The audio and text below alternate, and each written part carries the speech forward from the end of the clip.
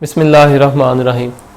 अच्छा, आज जो है ना ये बहुत इंपॉर्टेंट टॉपिक है जो है मैं आप लोगों को एक मैसेज कन्वे करना चाहता हूँ। स्पेशली वो बच्चे जो मेडिकल और इंजीनियरिंग यूनिवर्सिटीज़ में एडमिशन लेना चाहते हैं कि वो चाहते हैं जी उनका जो है किसी अच्छी यूनिवर्सिटी में एडमिशन हो जाए। तो एफएससी जो है इसमें आपको हर सब्जेक्ट पर जो है तवज्जो देना होगी, हर सब्जेक्ट को जो है आपको इम्पोर्टेंट समझना होगा।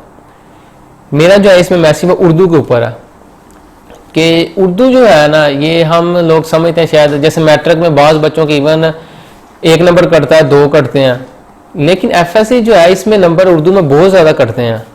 तो उर्दू जो है इसको लाइट बिल्कुल नहीं लेना है।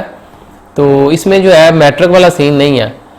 अब मैं आपको मतलब अपनी मिसाल देता हूँ कि जब एफएससी का मेरा पार्ट 1 का रिजल्ट आया ना तो कॉलेज में मैं गया तो मेरे उर्दू वाले टीचर ने कहा कि हाँ भाई कितने कितने नंबर हैं। मैंने कहा सर मेरे जो है ना केमिस्ट्री में 98 है 100 में से, तो मैथ में मेरे 97 है 100 में से। तो वो जो है हैरान हो गए कि तुम्हारे इतने नंबर। इंग्लिश मैंने कहा इंग्लिश में मेरे 86 हैं और जो है फिजिक्स में मैंने कहा जी मेरे तकरीबन 90 या 90 नंबर। तो वो जो है हैरान हो गए। उन्होंने कहा जी आप मुझे ये बताओ तुम्हारे जो है उर्दू में कितने हैं।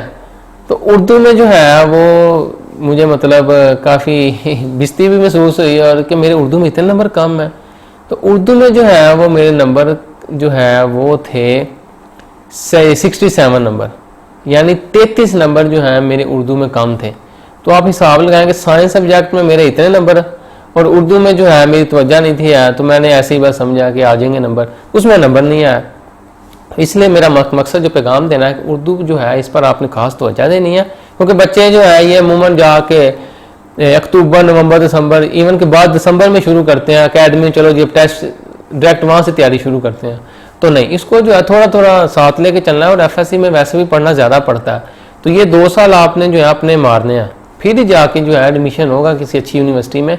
तो इंशाल्लाह जो है आपको 10-12 घंटे पढ़ना होगा, फिर जाके एडमिशन होगा, तो इंशाल्लाह फिर अच्छे भी नंबर आएंगे। तो उर्दू जो है इसके बारे में मैं आपको मज़ीद टिप्स देता रहूँगा किस तरह जो है आप लोगों ने नंबर लेने हैं। जो गलतियाँ मुझसे हुई वो आप लोग ना करें। तो इंशाल्लाह जो है इस वीडियो में ये पैगाम देना था कि आप लोग जो है इसको नॉर्मल नहीं लेना, हल्का नहीं लेना कि जी आ जाएंगे पढ़ लेंगे, नहीं, इसको साथ साथ लेके चलना है उर्दू को। तो इसी तरह जो है इस्लामियत जो है उसको भी जो है आपने साथ साथ लेके चलना है। तो इस्लामियत का जैसे पहला चैप्टर है ना, तो उसके अंदर से एक सवाल मस्ट है लॉन्ग जो आना, तो वो जो है चैप्टर आपने करना ही करना है। उसके बाद जो है दूसरा जो पेयरिंग वाला वो देख लेंगे, वो मैं आपको मज़ीद टिप्स दे दूंगा किस तरह आपने नंबर लेने हैं।